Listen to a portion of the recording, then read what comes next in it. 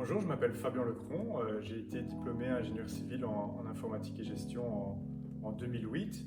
J'ai ensuite fait une thèse de doctorat qui traitait de l'analyse informatique d'images médicales où j'ai été diplômé en 2013 et je suis maintenant chargé de cours à l'Université de Mons depuis 2018. Voilà, moi ce qui me passionne vraiment en tant que chercheur, c'est vraiment de pouvoir continuer à apprendre, de pouvoir continuer à découvrir.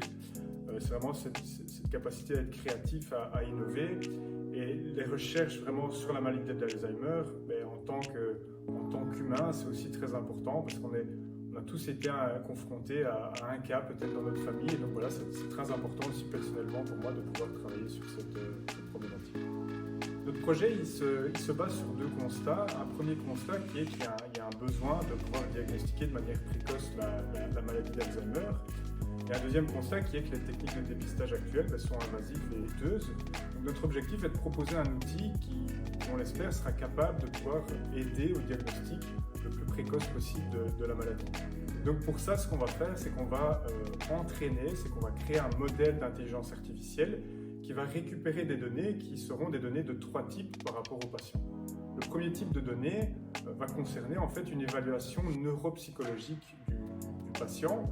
On va mettre un accent dans cette analyse sur ce qu'on appelle la réserve cognitive, c'est-à-dire la capacité qu'a le cerveau à pouvoir faire face à des dommages cérébraux.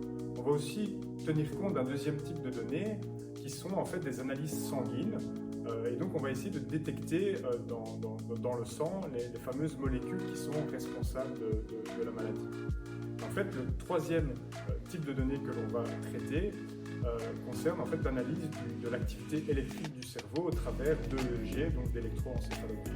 Les données qu'on va récolter sur un groupe de patients, on va les utiliser pour nourrir ce fameux modèle d'intelligence artificielle pour que le modèle soit capable de comprendre quels sont les facteurs ou les combinaisons de facteurs qui influencent le plus la maladie et surtout sa progression.